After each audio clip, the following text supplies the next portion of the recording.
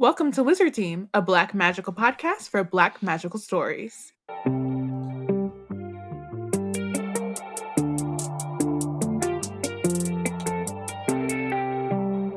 Hi everyone, it's Bayana, Robyn, and Porshèa embarking on a journey through the many fantasy stories written by and about Black people.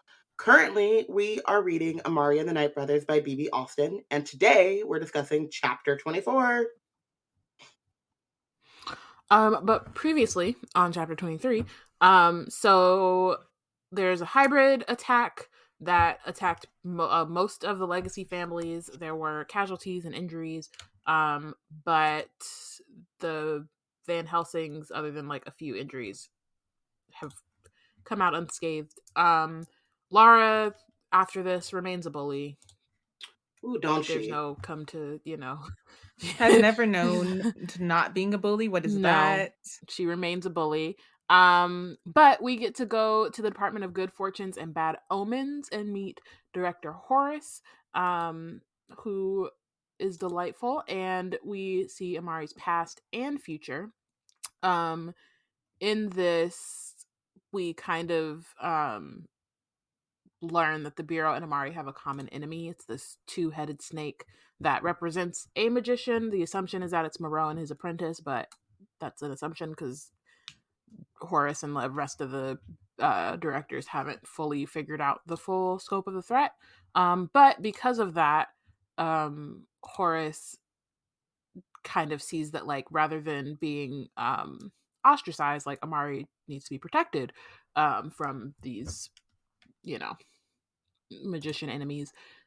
So she gets to stay, and that's where we left. Oh, and also, Amari gets to ask about Quentin, like what Quentin went to Horace to talk about, and Horace explains that he declined to answer the question because it wasn't about Quentin's personal fate, it was about Maria's. But the question that Quentin asked was if Maria would ever betray the Bureau. And that's where we left. Can I just say, I was very upset because I love that chapter, and y'all were recording it, and I was stuck in an airport. And it just felt like, and then I had to come back and like edit it, and I was like, this is unfair. This is such a good chapter, and like so much happens, and you have like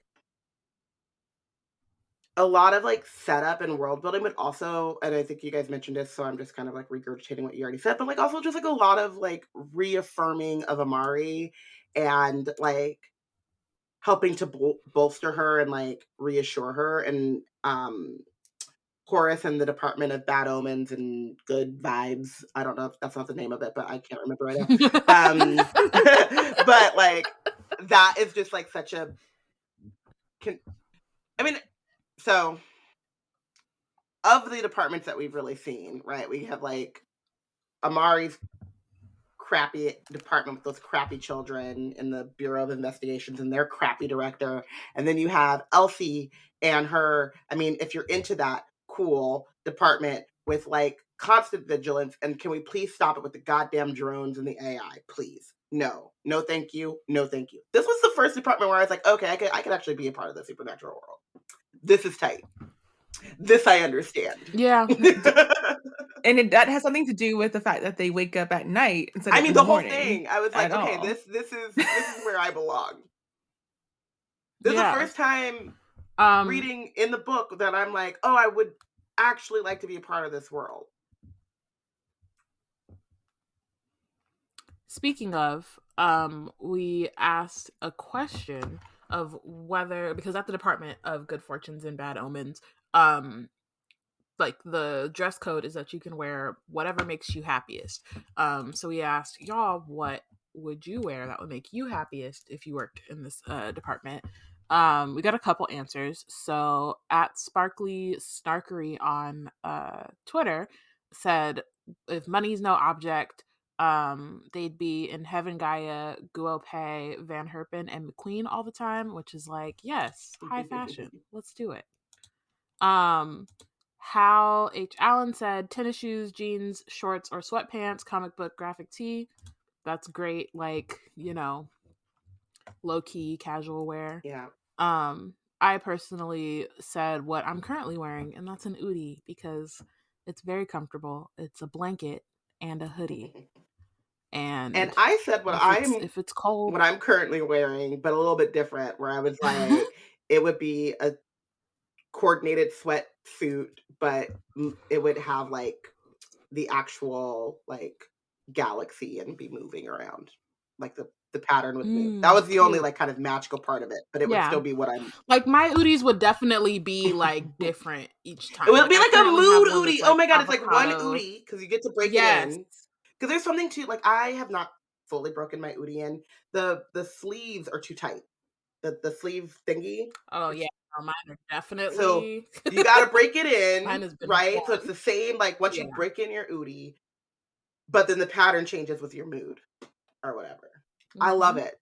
I mess with that because I'm very like I don't know. I just like comfort, and so it's the coziest thing I could think of.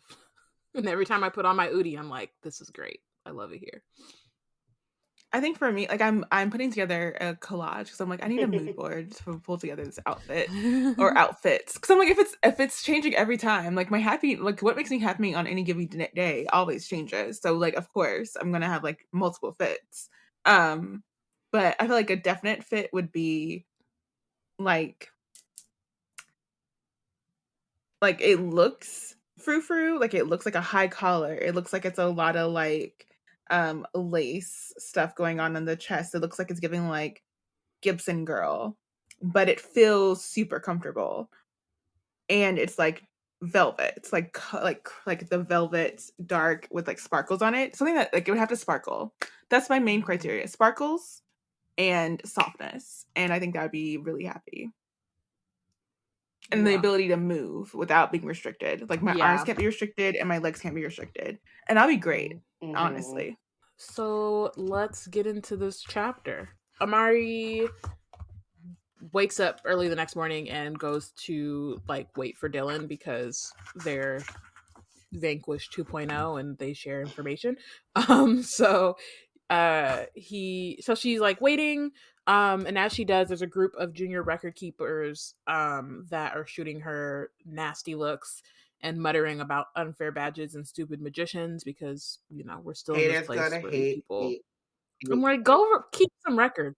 Chase the bag. Also, like, what's that got to do? I think Amari kind of mentions this when she was thinking about, I think it's in the last chapter when she was like psyching herself up to come back to the Bureau. About believing in herself and being like, no, I like telling her mom, I guess, like she was like the leader of the class and stuff like that. And so this made me so mad because it's like people who don't deserve to be here. It's like, did you come in first in the pass the first trial? Right. Like if she had like, came back, but she was like last in the trial or, you know what I mean? But like, nah. She deserves to be shut up. The thing is like they're not even in that department.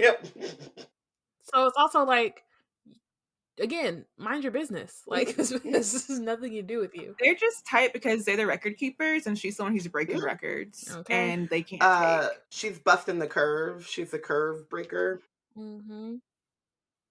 They're just there like documenting it all while she's over there actually accomplishing the things. Yep. Hating from outside the club. So when Dylan does like come out, she takes him to the library. He's like, can't talk here, we need to go to the library, which I love. The library is, I guess, the meetup side. Just like the what's the word, like incognito, like if you need to pass on some information, rendezvous. Like if you need to pass on information that's sensitive, go to the library. Maybe they have like rooms that are like soundproof or whatever, I don't know. So they go into a study room and Amari explains how she was casting the constellations with Horus and asked about Quentin's meeting. And so then she explains about the about like the question about Maria. Dylan is stunned. He's and Amari's like, you said it yourself, they weren't getting along anymore. They were splitting up. What if Quentin realized she was keeping secrets from him? Maria is a magician. What if she accepted Moreau's offer to join them? Dylan is hurt and is like, you think my sister's a traitor? And Amari's like, I don't know, but there has to be a reason for my brother to go back behind her back like that. So this is kind of a moment where now I have thoughts, but they're spoiler thoughts, so we might have to do another well, for me, I have to do another what I was thinking that I don't think is a spoiler was just that, like, Quentin found out that she was a magician, you know, right, in the same way that like probably people reacted to Amari and like how people believe or think about magicians in this world. Like, Quentin's not immune to that. He also comes from outside of the world too, so he went head to head with a Moreau brother. Like, just finding out that she's a magician is probably enough for him to be like, yo, you know, a Moreau brother might have outed her just to sow discord. And also the question wasn't like, what's Maria gonna do next? Like, it was literally like, will she ever betray the Bureau? And not like, has she? You know what I mean? So I also think that Amari is getting a little ahead of herself too, because the question wasn't like asked or answered in a way that is definitive that Maria is Moreau's apprentice. Is it Amari getting ahead of herself, or is it Dylan who automatically is jumping to you're accusing my sister? I think it's both. Because when Dylan says you think my sister's a traitor, Amari doesn't say no. You know what I mean? Know the answer, so why would she? But I'm saying like she doesn't say no or yes is what I'm saying. Like, she doesn't say, but she's like, you know, there has to be a reason. So it's not that she's definitively saying that Maria is a traitor, and like, but she's not saying it. She's not saying it. So that's what but also it's like, I think it's also the way that we don't completely see the way that she's telling him, because it just says like, I tell him, which makes sense because we already got the information. We don't need to reread it. As far as like, you know, craft goes or whatever. But yeah, it's one of those where like I think she is kind of jumping to the conclusion a little, but she, I think, is also still open to like that not being the case. Yeah. Like, I don't think she's 100% going off of the idea that Maria is the person, but she's like, I'm open to the possibility. Yeah, like she's on the list of suspects now. Like, on a list that there aren't actually that many suspects, so she might be on the list of suspects at this point, which again makes it seem like that's all that she. And thinks. To be fair, neither of them have like tried, like have made a point of their mission to be like identifying the apprentice. Like their point has been trying to find their siblings, and like if they figure out who the apprentice is along the way, sure. But they haven't like really made that like a component of their mission at all. Right.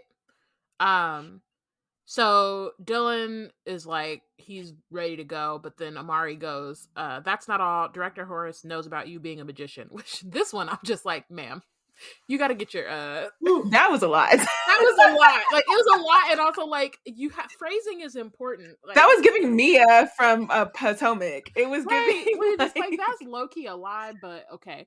It did stop a minute. Like, homegirl said that you said, and you're like, that's not what she said. That's not what she said.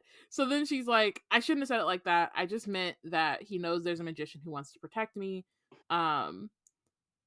And so Dylan's like, of course I'd have your back. That's what partners do. That's why it doesn't make sense for Quentin to think my sister would ever. And then he's like, let me prove it. Okay. You keep looking into what Quentin was up to. I'll show you my sister wasn't a traitor. And so, yeah. So they kind of are coming back into back to their like tenuous partnership at this point. But when Amari explains that she didn't like tell Horace either who the magician was or that she even knew about a magician trying to protect her, he's like a little less angry. And yeah, so he's like, you kept my secret, and she says you should tell people when you're ready, and thinks that it's a choice that she wishes someone had given her. Surprise shows on Dylan's face and he flushes. Thanks. And that's where you're in that section. I do think, like, obviously we've established, like, Dylan has some questionable morals. What's the word? And like actions. Mhm. Like, yes, morals, but he's 12. Like, he's definitely has some questionable actions and like things that he's done up to this point. I do think he genuinely, like, you know, he's this kid who's grown up as a secret magician in a family that hates them, and so I think they've talked about like not knowing or like not having genuine connections with Yeah. people.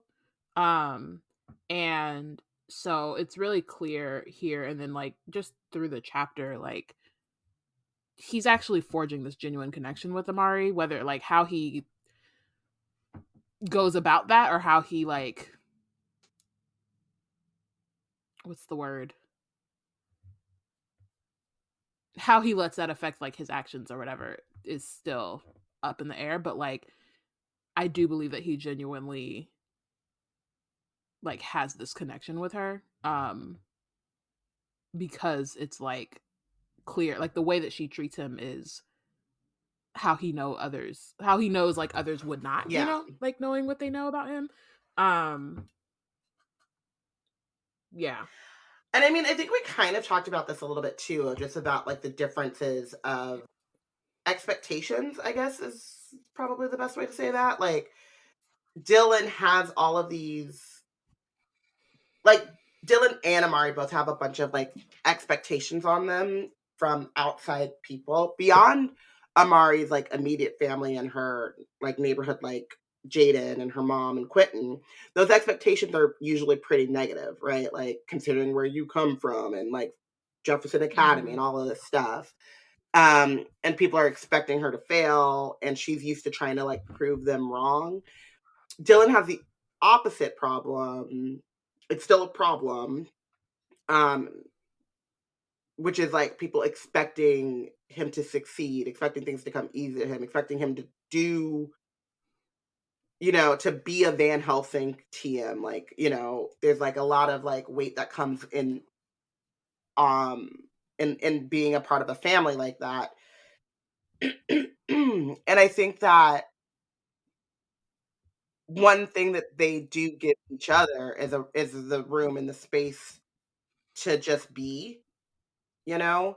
Um, Obviously, you know, Dylan's like wants to show off all of his tech magic and wants her to be really impressed by his magician, like what he knows in like magicianship and stuff. But there's no, you know, and I think Amari does. I don't know if she ever says it like out loud, but like I think she does. Is like, you know, I wish that like I wasn't in this alone, and like if you told people you were a magician, we'd be in this, you know, together or whatever. Like no one's treating you the way that I'm being treated because no one knows, right?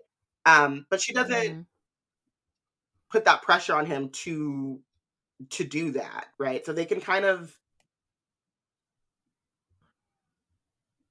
rely on like each of them knowing who the other person is without feeling like they have to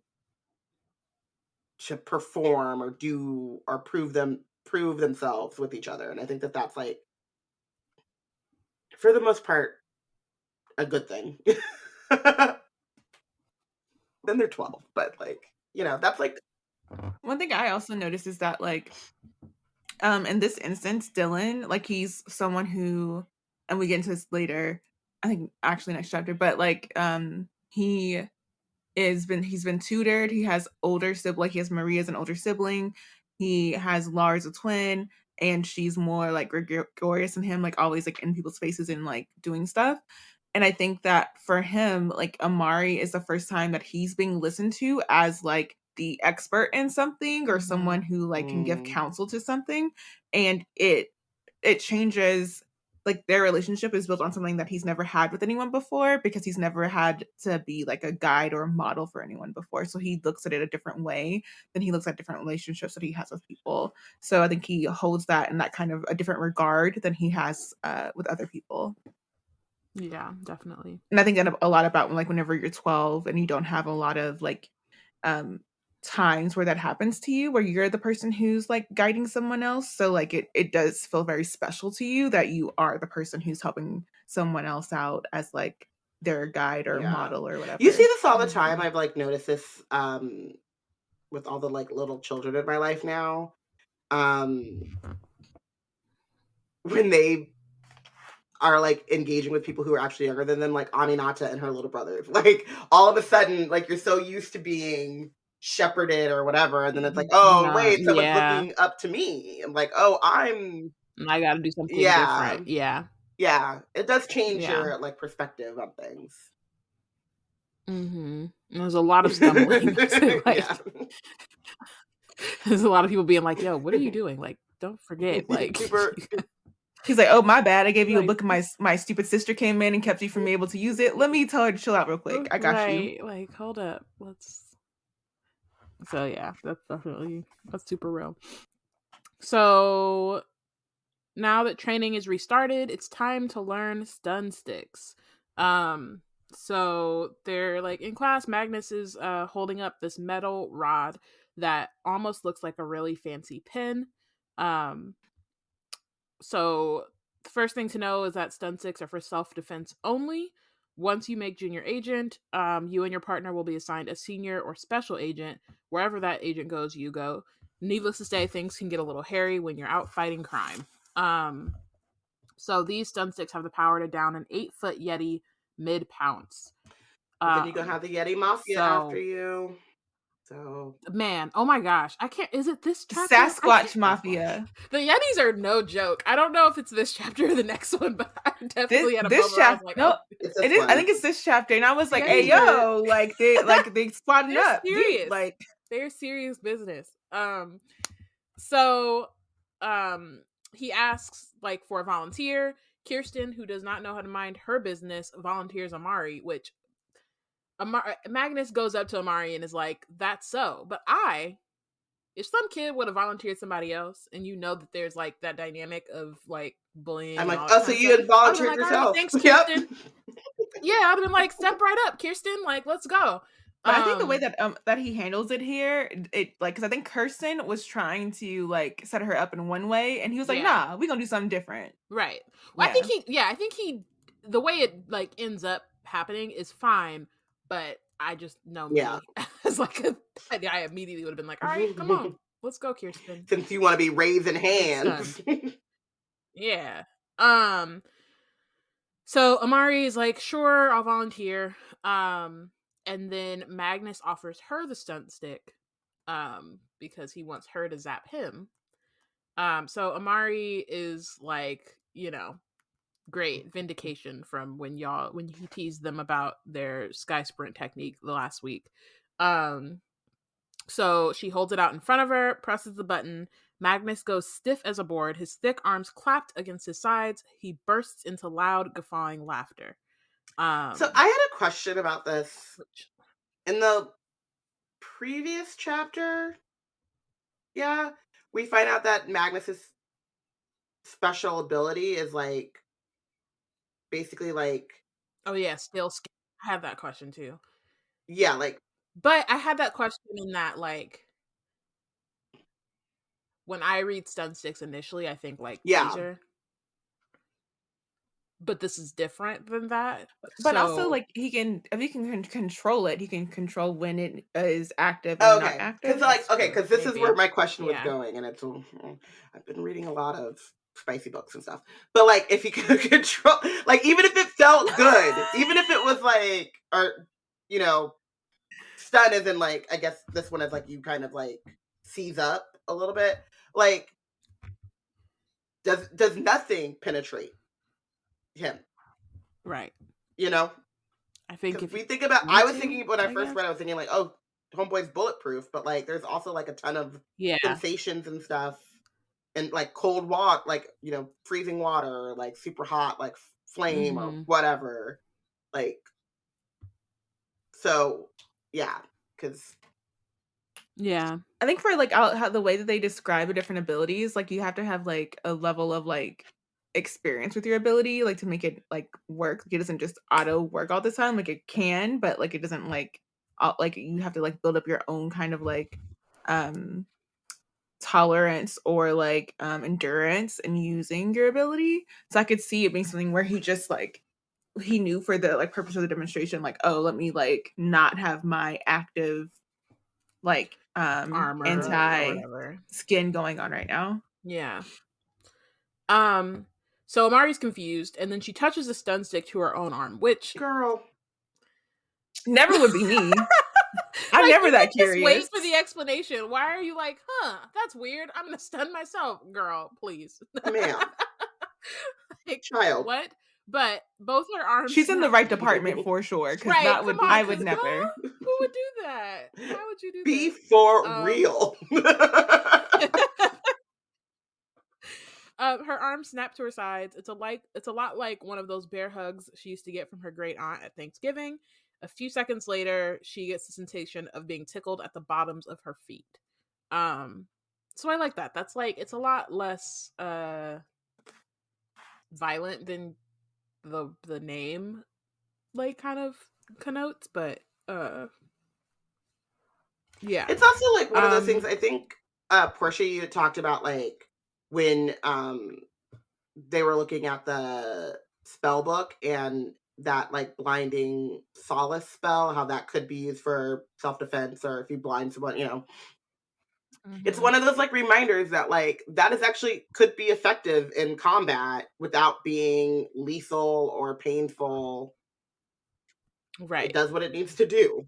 And that's a real and what's real even realer about that is the fact that like there's nothing that honestly tells us that we couldn't build that technology as like non-magical people this day. The fact that we've chosen lethal and or painful weaponry instead of like investing in figuring out things that are just like inhibit people from action, perhaps, or just like we haven't actually done that. Like, can you like imagine how many people if it like the tasing sensation was actually like a tickle? Like you could probably make that happen. Like we have like period cramp simulators and like that's a thing. So like why couldn't we figure out like a tickling sensation to like or an itch or something maybe that's like a very distracting itch, you know? And it's not like something that's like just like taking someone out and like people who have like pacemakers and stuff are going to be like, you know, in trouble because it's going to like, you know, F up with their bodies. Like it's literally something that is not so invasive and like potentially lethal and or just like extremely painful. But like still does like if the goal is to incapacitate someone, it's doing that. It's just not doing it in a way that like is going to cause like trauma,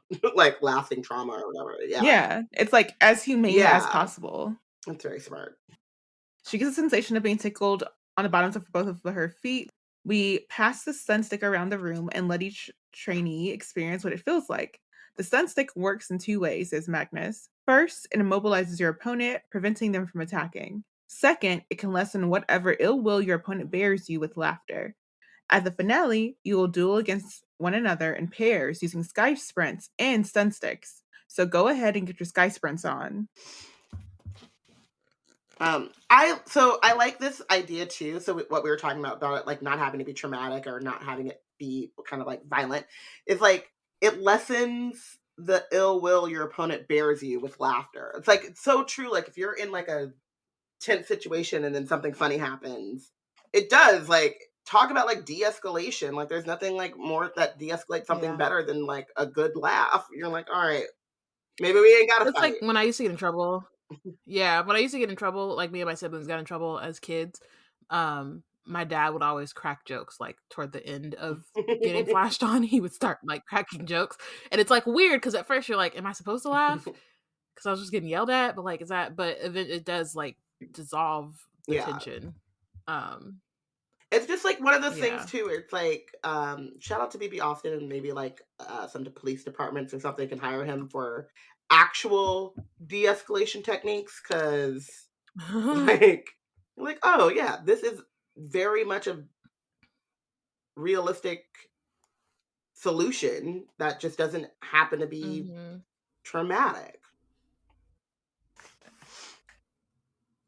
But that's like, and then it's like, I like honestly, yes, I can be mad at someone who's like tying me up and taking me somewhere. But I feel like if you like in real life, whenever someone cracks a joke after something crappy happens, I tend to like have less like animus towards them. Mhm. Like I'm like more likely to like listen to them possibly.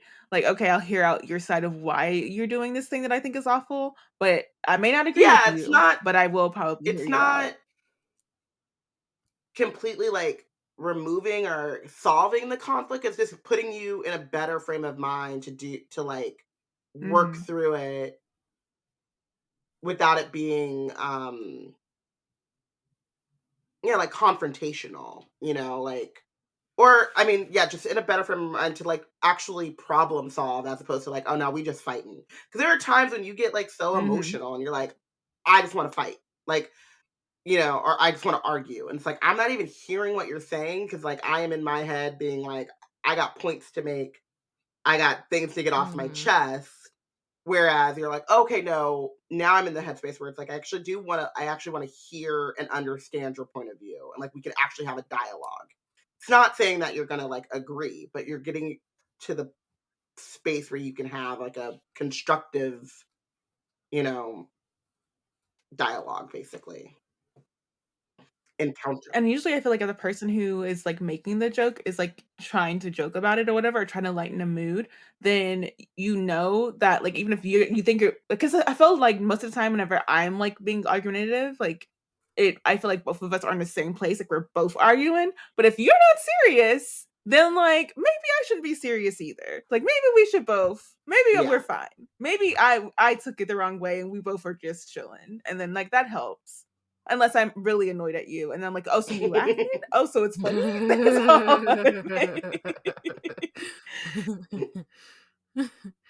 um so they go to get their sky sprints, but then Dylan calls Amari over. They're still kind of on, I don't, what's the word, like they haven't really talked since the Maria might be a traitor situation, so they're still like in a tenuous Eggshells a little kind of, bit. yeah. But it turns out that he got her some Du Bois sky sprints. The designer brand, okay? It is, yeah, in a velvety box. The tag reads "Dead but Dazzling Collection," Ooh. which I don't completely know what that means, but it is provocative. Like the fact that it says that the Gets white boots people have a going. ghostly shimmer. Yeah, I'm like exactly. ghost. First off, ghostly shimmer. I'm like, what is that? And then two, I was Yeah. like, just now whenever I saw, because when I first read it, I was like, what is that? And then just now as I saw it, I don't know why, but I got like ghostly summer, like hot girl summer, but ghost. When he Mm, said deadly, yeah, but like dead but dazzling. Like, is it like giving like Wednesday but twerking? Like, what are we?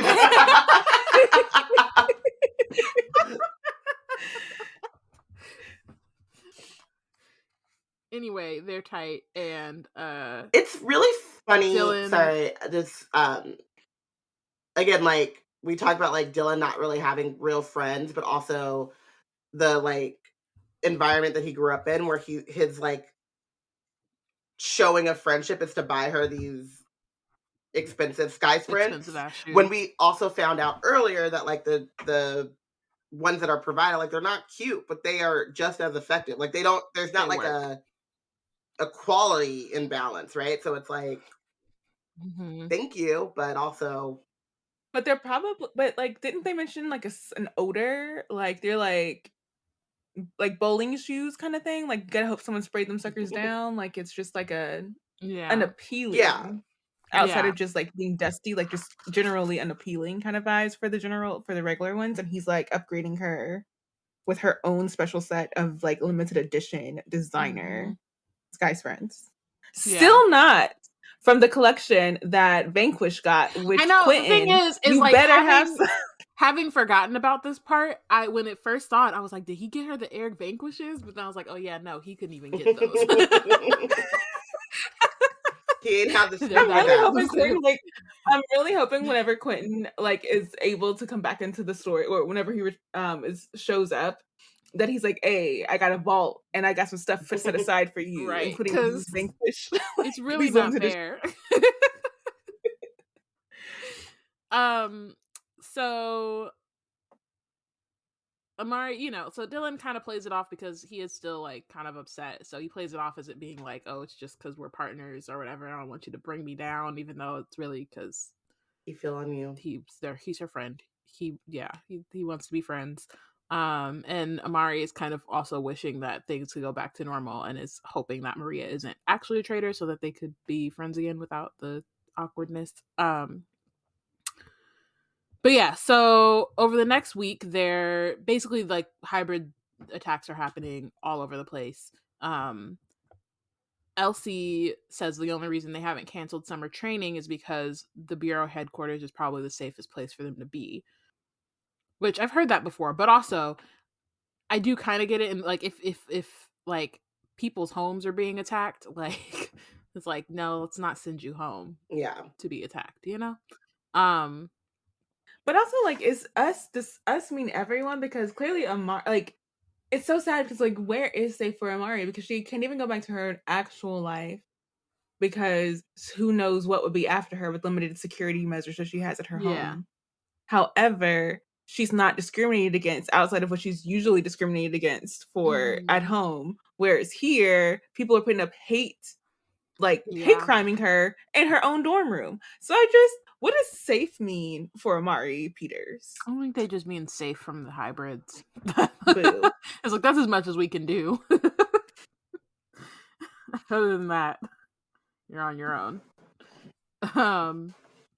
So the days are pretty busy trying to study for the finale, figure out more about Moreau, KH, who is the other person Quentin is supposed to meet with in the Black Book. Elsie's also doing her part, doing all the research and stuff. And on the days that Amari misses Quentin most, they spend the last few minutes before curfew looking at old magazines about Vanquish. And on better days, she's Elsie's guinea pig for whatever invention that she's working on. Or she's helping her practice her magic. So they're it's like a friend training research montage. Exactly. I love it. It's like I'm imagining like an aesthetic like TikTok that's just like flashes of a day in the life of me and my best friend at the Bureau. Exactly.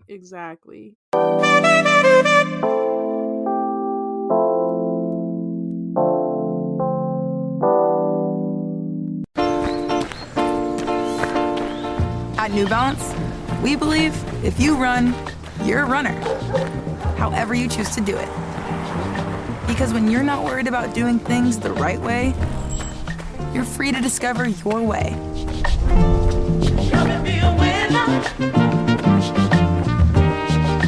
And that's what running's all about. Run your way at newbalance.com/running. As you know, BNC is a collective of nerds. While we can only make so much content in a year, we still have so many shows, books, games, and other media we want to discuss. That's where our fandom functions come in. Once a month, members of the collective come together to discuss a fun, nerdy topic with our BNC baddies. Want to hang out with us and talk about topics spanning from Star Trek to anime? Support us on Patreon at any tier by going to patreon.com/blacknerdscreate, and you can get access to our fandom functions.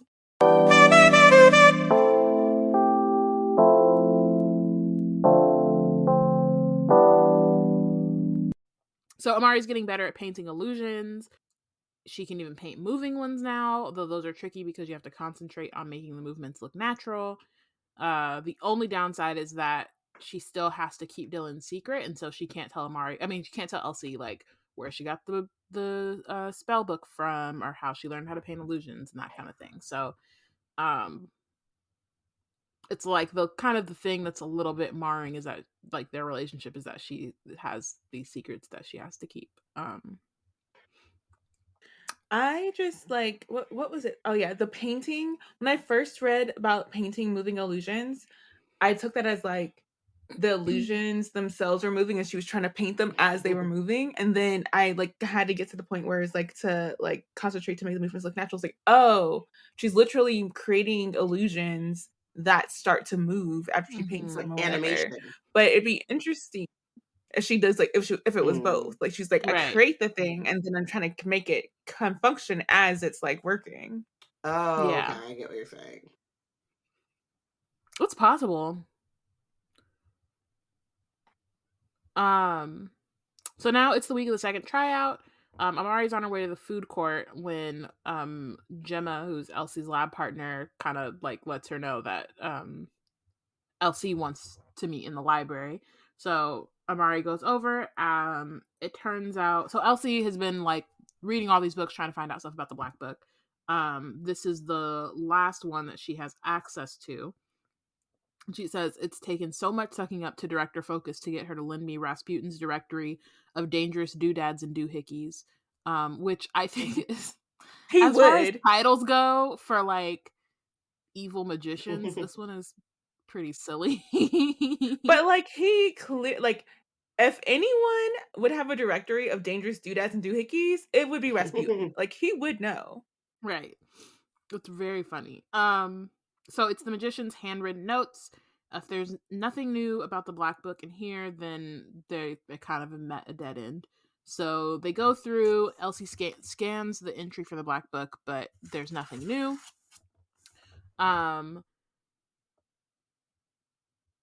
Amari, like in trying to like cheer Elsie up, pulls out her spell book.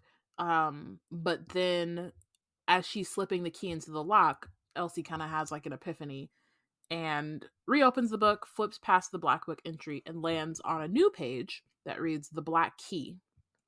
So it says, if only a spare few know about the Black Book, even fewer are aware of the key necessary to open it. After Vladimir's death, the Bureau of Supernatural Affairs was tasked with protecting the Black Book from Moreau and those magician apprentices who avoided capture. Not trusting humanity to possess both the Black Book and the Black Key, the inaugural Supernatural World Congress bestowed the Black Key upon an anonymous key holder whose duty it was to hide and protect it. This duty is to be passed down through generations, with each new key holder honor-bound to never reveal themselves. The Black Book and the Black Key are never to be brought together under any circumstances. Therefore, the Supernatural World Congress forbids the Bureau from ever seeking out the key, for if it does, then it has broken its foremost oath and shall be forever dismantled, its members immediately banished from the supernatural world. Interesting.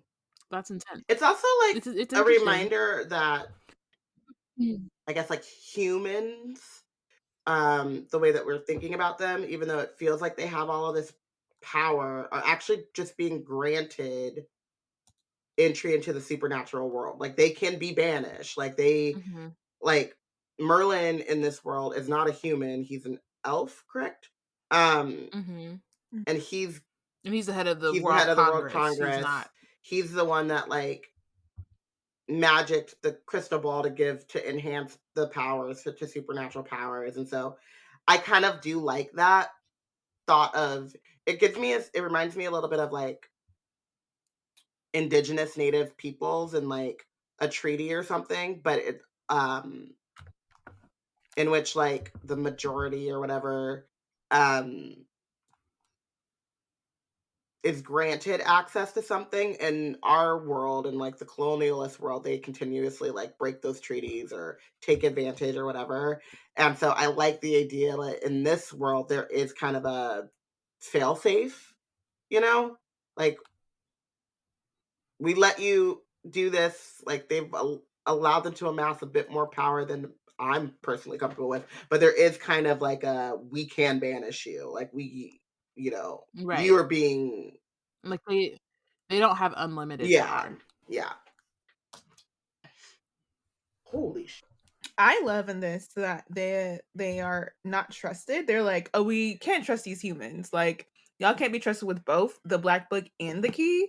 So I love that like whoever the key holder is probably definitely not a human. Like so it can't be a usual suspect like in the Bureau. It has to be someone like especially because they don't want the Bureau itself to have it. So that means that it's definitely an outside entity that holds the key. Mm-hmm.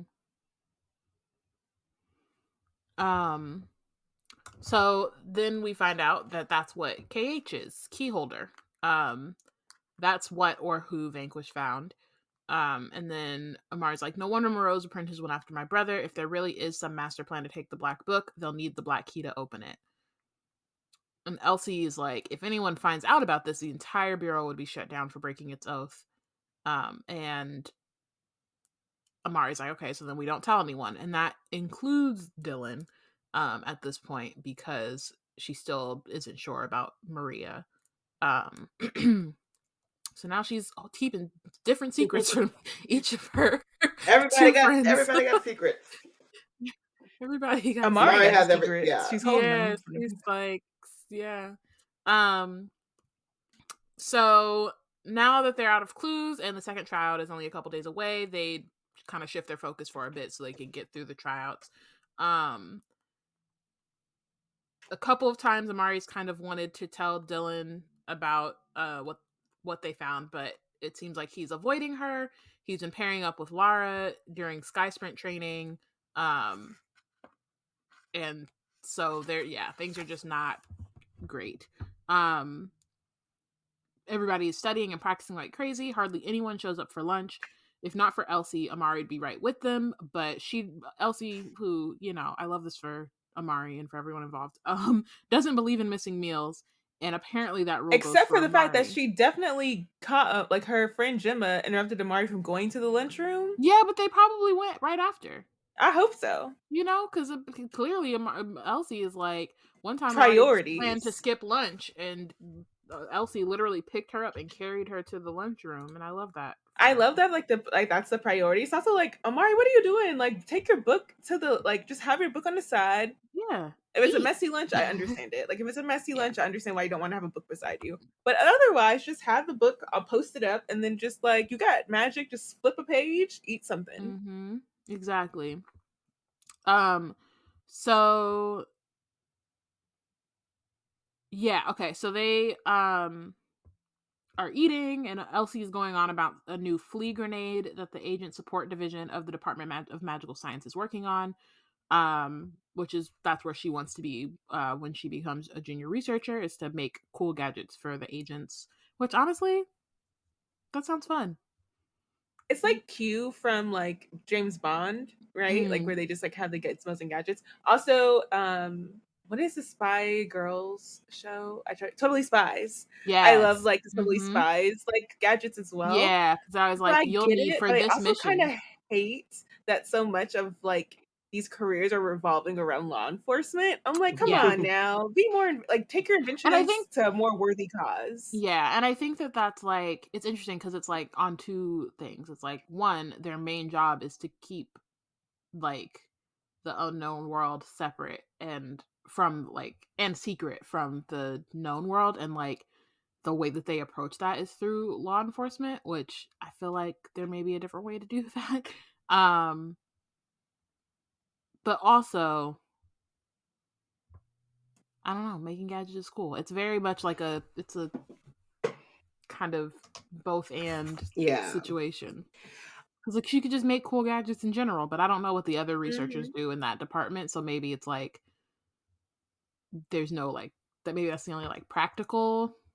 But I wonder if they're, like, it's like invention support, like, so they have, like, support division for the health department, support division for the Department of Good Fortunes and Bad Omens. Like, like, you know what I mean? Like, I like, are there other divisions? Like, what does it have to go to the law enforcement people? Like, I get the, like how cool it looks to have, like, a really cool, like, gadget that, like, is a lipstick but also a poison or whatever. But, like, see, I was thinking of it, but I think also with her being, like, a Vanquish stand. Yeah, that's what I was thinking. I was thinking, like, it kind of makes for her, for Elsie, it's more like, I want to. I was also thinking about, like, Kim Possible, Man in the Chair, Wyatt. Wade, thank you. I was like, Wyatt was wrong. Wade, Ned for Spider-Man, like, and like you said, like, James Bond. Like, I was thinking about, like, for Elsie now, like, claiming that, or not, and I mean claiming as in like kind of owning the fact that like Amari and her are best friends. Amari is going to be an agent. Then she's like, okay, I love inventing, but now like when she's thinking about her future, she's like, this is a way that me and Amari can still like work together kind of, or like, you know, work on the same things or have our own investigations. Like I'm a part of what she's doing without actually having to be an investigator because I don't want to do that. So like that's how I was thinking about it, and that's why I was like, oh, they're so cute because like, you know, you kind of look at what your strengths are and then think about how you and your bestie can still grow together even if you're not doing the exact same things. So Elsie is talking about the flea grenade, which isn't as mean as it sounds, which is something we're just learning about all these gadgets. The fleas tickle Yetis into submission, which works a lot of like how the stun stick does. And so Amari kind of has a moment of just like being in awe of Elsie and like saying like even if she thought she was doing well by ranking first in the previous tryout, that's nothing compared to how much the researchers love Elsie. She's the only trainee to be invited to Director Focus's movie night for the intellectually inclined. It says apparently they just sit around watching really boring documentaries that only geniuses would find entertaining. But also she's like, but she's hecka smart, so like, but I am a genius, so right. So then I Amari feel bad though, because I also think that like, why are you like keeping other trainees from going to a movie night? Like, invite all the trainees. Why does it have to be selective? But it's also like not surprising given how they just like the bureau elitist the whole institution is. Yeah. So Amari asks if the Yetis are really as bad as everyone makes them seem. Elsie says they're the worst. They think they own the whole forest. They throw the most ridiculous tantrums. Some sports team just mentioned one of their forests as a possible spot to build a stadium, and the Yetis proceeded to buy the team and trade away all the good players. Which is like a level of petty that I honestly love. I think it's hilarious. It's they're a like baller alert. for real. For real. They're like, no. I also love like I was like you literally thought about it, and I literally told you to take that thought back and never again try me. Yeah. Don't ever think. Don't ever think like I'm no longer giving you the platform and opportunity in which you think. Like, oh, you brainstorming? Can't have it. we don't do that. Option out of the storm. That's bad for the environment. But I also kind of like love the idea of the Yetis just being like we said, like the whole purpose that we see about the Bureau is to like keep the supernatural secret. It also feels like, and the way that they do that is to like maintain some semblance of control on the Yetis. Like the Yetis are the thing. Like they're really the problem because they have all of this like money from this popular ice cooler company they own, and like they have the like capital. And do you get the joke? Petty ice cooler? Did I? The Yeti company of like mugs and stuff like that, like the travel mugs, the Yetis. Oh. I did not get it. Smart. I didn't. Did not. And they're really popular and expensive, so it's one of those. Makes sense. Yeah, that makes sense. Yeah. So it's just like I love that. I love that they're that, and I love that it's like giving Indigenous rights yet again. Like, dump a forest, like not like they didn't mention like Yeti buildings. No, the forest. Yeti's like you're not going to be developing any land. And the thing is, like colonizing behavior elsewhere. Right. And I think it's hilarious because like they own the ice cooler company, but then they also have spinoffs. They got the dude, the realtor who sells layers and like that's Sasquatch. Oh, that's a Sasquatch. Okay. I'm like they've just got maybe they're cousins or something. But yeah. That's what I'm saying. I feel like they have similar moves. Sasquatch, Yetis, they kind of all have their lanes. They're like Maybe they have a That could not be coalition funny. of like big forest dwellers, and they're like, Yeah. "You, if they come for your place, we got Yeah, backup for you you." corner this Mhm. section of the Mhm. market, and we got over here. And if we need to, like, Yeah, because they're you like, you know, get the ice have an caps and alliance, stuff, and we get the forest. You know. you get the Yeah. caves. I Yeah. think it's- So Dylan shows up and wants to talk to Amari. He explains that he has a friend who heard it from another friend whose brother is a junior agent who walked in on Agent Fiona telling his dad about the second tryout being a treasure hunt inside the bureau. Part of me is like, did he just not overhear this? Because this is a lot of like Like, you don't even But- tell me all that. Just like Just- no, like from a reasonable source. Yeah. I found out. It also, though, I love But it he because said- it sounds so much like a 12-year-old. A friend of a Yeah. friend Yeah. of a acquaintance. my auntie and Like I Wanting to be Yeah. specific about explaining a thing, but also being like, I it's- don't you need to know. I really don't need all that information. I didn't need to know all that. Agent Fiona made it clear the only way to pass is to have a really good understanding of the bureau. Amari is kind of like, are you sure? Because Laura thought she knew something the last time and she was completely wrong. But Dylan says that was just my sister wanting to be the center of attention. This is legit. All the agent trainees know, but Amari wasn't there, so he came to find her. But what that really means is that she wasn't invited to this meeting. But Amari's like, thanks for telling me, but I bet all the copies of the ins and outs and in betweens of the borough are checked out by now. But Dylan is like, don't worry about it. I have my own copy. We can study together. So, and he goes a little red. He's just having, like, he's been blushing. Like, every time he shows up, he's blushed like 10 times in this chapter. He gave her some shoes, and he was like, "Ooh." He's every And then time he's just like, this is really weird. I've never had a friend before. Every time she thanks me, I feel like, oops, am I being like, is this a real friendship? It's very But also, cute. she kind of like low key called him cool, right? That too. Like That's what I studying, mean. Like, he's just like, oh, this is he's like, I'm getting compliments. like, this is Oh, weird.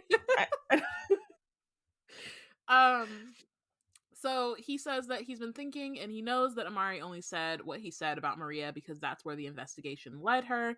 If the situation was reversed, he'd have done the same thing. But he asks her to keep an open mind, and to treat his sister like she's innocent until they know for sure. Amari agrees, and then he smiles, holds out his fist, and like Vanquish 2.0 is back at it again. And that's where we end this chapter. Can I say, I know that they're 12, and so I don't want it to be like shipping. This is like tugboating. This is the start of Dylan's like. They're very first cute. crush. And he's like, I don't really know what to do with it. But she says thank you, or she smiles at me, and then I feel things that I don't understand. But all of a sudden I'm blushing, and I wanted to keep going. And it's very cute. It's very cute. It's very cute. It is. I agree. Okay. I think so. I had some spoiler thoughts. So maybe we can like talk about that in a second. And like for those of y'all listening, you can go to Patreon and we will have it up for our baddies to listen to our spoiler heavy quick convo about this chapter. But before that, Patreon for the baddies. Yes. That song gets up in my head. The Steve Lacy song. I think it's the time. I have not listened to Steve Lacy yet. I've tried like twice, and then both times I like was in a conversation with somebody until I couldn't actually listen to it. But I have it like on my phone, so soon. I'm trying to think of the name of the title because I'm like, I just sing it randomly because Darren and I will be just like singing it, and then I don't. Do I know the title of the song? Can I just say that the Lakers are about to win because of Austin Reeves, and if they don't pay that boy. If they don't pay him all the money he needs, as my mom calls him, a pure white boy, which I think is hilarious. She's like, she'd be like, we got a pure white boy, like that's 100% white boy. I'm like, good Lord, mother. But also, we about to win this first game of the playoffs. Pay that man. Pay that little boy. All right. So real quick, who is MVP? Austin Reeves. Your MVP. Oh, you mean for the book? No, thank you. For the book. Austin Reeves. No, I'm Not kidding. for basketball. I made Elsie my MVP, I think. And it's weird. I guess it would really be like Elsie and Amari. Like together. Mhm. It's the As a friendship. unit. Yeah, and it's also like one of those things. So I just had a bestie weekend. We got matching tattoos. It's all very cute. And there's something about like feeling very comfortable and confident in your friendship and like working together. And like I just imagine like little 12-year-old. I like when I read this, when I think of like Amari in my head is actually Aminata. I don't know. It's like a little Ani running around. But I remember thinking about her and her friendships and like when they go and they're like, oh, we're on a mission or we're, they're playing together and you're just like, it's so cute, I want to die. So that is my MVP. That's fair. Yeah. The abundance of feels that I get when I read them. Yeah, being friends. No, I agree. I think Elsie she's probably going to win this book. I don't like just thinking of, I don't know. I have to look between her and Amari. Like Amari's got a decent amount. I'd have to look at the spreadsheet again, but like Elsie's great and like their friendship is great and it's just fun to like read them both get that support and like them rooting for each other and helping each other and like all of that. It's great. I also made Elsie my MVP, all the reasons, but also like just wanted to point out how complimentary they are as friends. Like where Amari's like ready to skip meals, Elsie's like, nah, we ain't playing that. Where Elsie is like, you kind of like was saying like she didn't do that this chapter, but in the past she has kind of like downplayed how good she is at stuff, and Amari be like, don't we play that, you are a genius, let's not play. And Amari, as much as like her mission is to find Quentin, and it could be very her and Quentin focused, Elsie has been like, no, your mission is my mission and we are both trying to figure out this mystery and we're gonna I'll do whatever I can. I will bug my professor until they let me get this very exclusive book. Like I will do whatever I can. And I love that for them. Yeah, agreed. All right, benched. I said the bureau kids as a whole, like including those junior agents and Lara and Kirsten, like they're just, or not junior agents, the junior record keepers or whatever. Just like all of them need to sit down.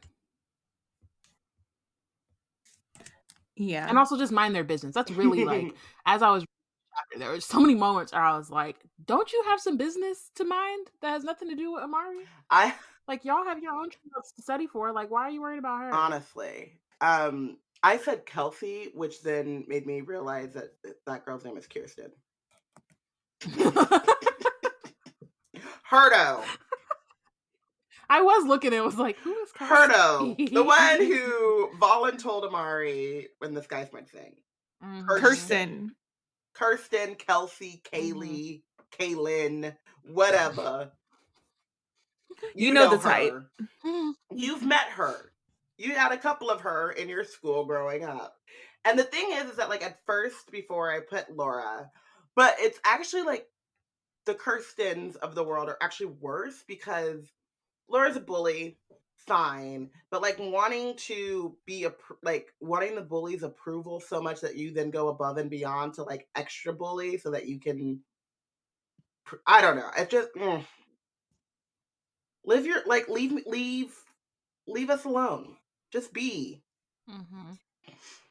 Mind your own dang business. Thank you. Find some business that is your own. And mind it. And then maintain that business. Don't be swerving in my lane. Stay in your lane. Keep your own peace. Let me keep my peace. You keep your peace. We're good. For me, it was Dylan. And there are spoiler reasons, but I'm not going to use the spoiler reasons. The reasons I'm going to use are more related to I'm also currently reading the second book in the Witchlings series, I the need Frog to order Games. that for Ami. Yeah, the Golden Frog Games. I'm liking it mostly so far. Yeah, I liked Witchlings a lot, but like also I buy them for her and then I just read them. So I need to get it for her because I know she's excited about it. So the Witchlings is also a middle grade series that takes place in a magical world. But in this one, there's like a multiple friends and friend groups that are going on. And one of the things that's breaking this like friend group apart currently, that's giving them a lot of like conflict and turmoil, is the fact that like one of them like literally will not allow themselves to hear out like some concerns that the other ones have about someone that they're cozying up to. And while I get it's hard to like hear someone talk crap about someone, about someone that you're close to, and you're not supposed to like just take that. At the same time, that's not how Amari came to Dylan with energy for Maria. And like I get that he was in his feelings, but I also feel like he let that carry on so much that he was like doing exercises and stuff without her, with Laura, who has been her bully this whole time, and it's not called for. Like, don't do that. And so I just feel like he, like, while he is burgeoning like in learning like how to be a friend, like he has done some unacceptable behavior for a friendship that has honestly keeps me from like being able to fully like him for being friends with Amari, because I don't know like that he actually recognizes like how hurtful some of his actions could be to her, while also like being super like holding on so hard to what he felt like was Amari hurting him, right? Like it's just like I don't know. I don't think it works out. That's real. That's very real. Thank you for listening. We'll be back next week for chapter 25. Wizard Team is brought to you by Black Nerds Create. If you want to keep up with our other content, you can check out our website at blacknerdscreate.com. Follow us on Twitter at BLKNerdsCreate, at Yana Wrote It, at Robyn with a Y _rambles, and at Porshèa, Porsheuh. Follow us on Instagram and Tumblr at Black Nerds Create. Subscribe to our monthly magical newsletter, and don't forget to rate and review the show. Bye! Bye. Bye.